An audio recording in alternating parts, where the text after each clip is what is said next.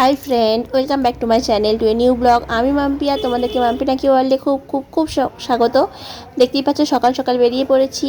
আমরা স্টেশনে এসে গেছি, টিকিট কাউন্টারে। আমি আর বাবান টিকিট কাটছি, ও গাড়ি পার্কিং করতে গেছে, মানে গাড়িটা গ্যারেজে দিতে গেছে। এই দেখতে পাচ্ছ ট্রেনেও উঠে পড়েছি কথা বলতে বলতে। আমরা আজকে হঠাৎ করে বেরিয়ে পড়েছি, কিন্তু কোথায় যাচ্ছি, কোথায় কোথায় যাচ্ছি? আমরা যাচ্ছি একটুখানি ঘুরু ঘুরু করতে। তো আমাকেও দেখিয়ে দিলাম একবার। এই দেখো, বলতে বলতে আমরা নেমেও পড়েছি ট্রেন থেকে। আর হাওড়াতে অ্যাজ ইউজুয়াল যেমন ভিড় হয়, প্রচুর ভিড়। আর ভালো রোদও ছিল। দেখতেই পাচ্ছ তার পাপার হাত ধরে যাচ্ছে, আর আমি পেছনে আছি। অনেক দিন পরে হাওড়ায় আসলাম। লাস্ট হাওড়ায় গিয়েছিলাম আমার শাশুড়ি মাকে বৃন্দাবন যখন ঘুরতে যাচ্ছিলো, তখন গাড়িতে তোলার জন্য। তোমরা সেই ব্লগটাও দেখেছো, যদি না দেখে থাকো তাহলে আমার চ্যানেলেই আছে, তোমরা দেখতে পারো। আর যারা এখনও সাবস্ক্রাইব করোনি তারা প্লিজ সাবস্ক্রাইব করে দাও। আর যারা সাবস্ক্রাইব করেছো বাট বেল আইকনটা এখনও পর্যন্ত প্রেস করোনি, তারা তাড়াতাড়ি বেল আইকনটা প্রেস করে দাও। তো চলো, আমরা ফেরিঘাটের দিকে চলে এসেছি। কারণ বাবান একটুখানি বোটে চাপবে করে বায়না করে, সেই জন্য আমরা আজকে ভাবলাম যে ওকে একটুখানি বোটে চাপাবো।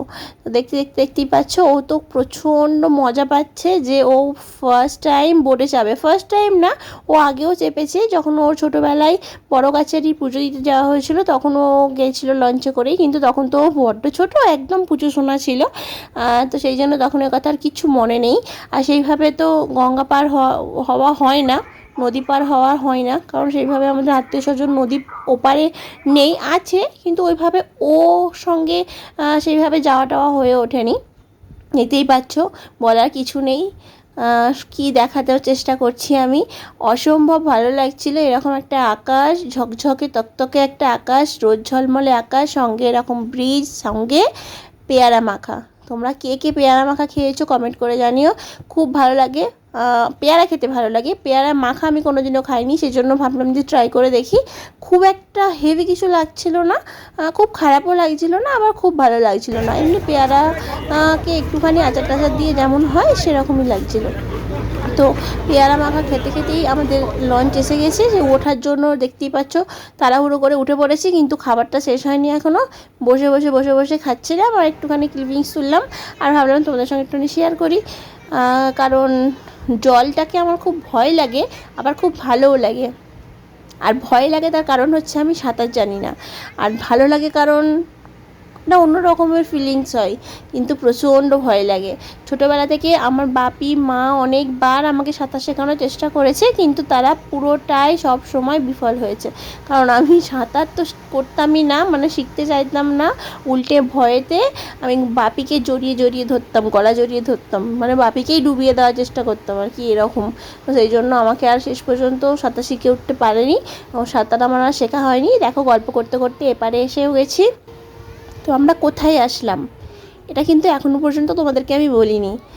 আমরা আসলাম, বলবো নাকি তোমরা নিজেরাই দেখবে? চলো, আমরা আসলাম মিলেনিয়াল পার্কে। কিন্তু আমরা ভাবতে পারিনি যে পার্কে আসার পরে এতটা আমাদের মন খারাপ হয়ে যাবে। একরকম ভেবে বেরিয়েছিলাম, কিন্তু এসে দেখলাম এক অন্য রকম হয়ে গেল। কেন? তোমরা দেখো, পুরো ফাঁকা, মানে লোকজন অনেকেই আছে। দেখতে পাচ্ছ চারদিকের অবস্থা, মানে কেমন একটা হয়ে আছে, ঠিকঠাক পরিষ্কার নেই। অনেক বাচ্চাদের জন্য যেসব খেলনার ব্যবস্থা ছিল, আমরা ওই জন্যই আরও এখানে এসেছিলাম, কারণ বাবানকে একটুখানি এই সমস্ত খেলনাগুলোতে মানে ঘোরাতে পারবো, নানা রকম ওদের এনজয় করার অনেক কিছু ছিল বাচ্চাদের জন্য। কিন্তু কেন জানি না, হয়তো কোনো কারণবশত হবে, সবটাই বন্ধ। তো বন্ধ থাকার জন্য আমরা কিছুই করতে পারলাম না। ওকে নিয়ে ঘুরে একটুখানি বসলাম, একটু রিলস বানালাম, একটু গল্প করলাম, চিপস খেলাম, আর কি খেয়েছিলাম। তারপরে বাবান একটুখানি এদিক ওদিক করছিল, আর হেঁটে আর ভালো লাগছিল না, খালি বলছিল এতে উঠবো ওতে উঠবো, বারবার বলছিল। তো এক্স্যাক্ট সমস্ত নামগুলো জানি না। দেখো, এখানে দেখো স্পিড বোটগুলো দেখেও বায়না করছিল আমি স্পিড বোটে উঠতে চাই, আর বারবার বলছিল কবে স্পিড বোটে ওঠাবে। এখন দেখো, রোদটা দেখেছো, হয়তো ক্যামেরাটা তো বোঝা যাচ্ছে না, কিন্তু প্রচুর গরম ছিল। আর হাওয়াও দিচ্ছিল, যেহেতু গঙ্গার একদম ধারেতেই এইটা। আর দেখো এই চক্র রেল, তোমরা জানো কে কে এখানে এসেছো তারা সবাই জানবে যে পার্কের একদম পাশ দিয়ে গা ঘেঁষেই যায় এই ট্রেনটি, একটাই লাইন, বেশ ভালোও লাগছিল।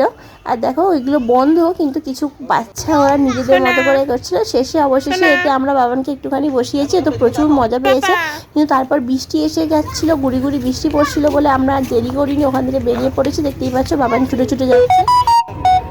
এই যে আমরা এপারে এসে গেছি। আর এই যে এখানে সন্ধ্যের টাইমে এখানটা পরিষ্কার করছে, বাড়ি পড়ে যাওয়া খুব ভালো লাগলো। তো অন্য রকমের একটা দিন কাটলো। আর বাবান এখানে বসে পড়েছে, বসে বসে দেখছিল আর বক বক বক বক তো করছিল। আর ও জানো তো এখানেও ভুলে গেছে ও কার পাশে বসে আছে। ও বসেছিল, তারপরে ভদ্রলোকটা এসে বসেছিল, ও বুঝতেই পারেনি। আর দেখো কথা বলতে বলতে এখানে এসে গেছি একটা রেস্টুরেন্টে। এসে এখানে কী খাবো করে বাবানকে এগরোল খাওয়ানো হলো, আমরা চাউমিন খেলাম। তারপরে টিকিট তো কাটাই ছিল রিটার্ন, একটা ট্রেনে উঠে পড়েছি এবং ট্রেনটা বেশ ফাঁকা ছিল, পুরো ফাঁকাতেই একদম এসেছি। পা হাত ছড়িয়ে, কারণ অনেকটা হাঁটাহাঁটি হয়ে গেছে, এখন তো সেইভাবে হাঁটাহাঁটি হয় না, এই জন্য পা ফা দেখতেই পাচ্ছ তুলে দিয়ে বসে আছে। বাবারও তার পাপার ওপরে পা ফা তুলে দিয়ে বসে বসে চিপস খাচ্ছে। আর আমি বসে বসে ফোন দেখছিলাম। দেখতে দেখতে ট্রেন ছেড়ে দিয়েছে। চলো আজকের ভিডিওটা এই পর্যন্তই।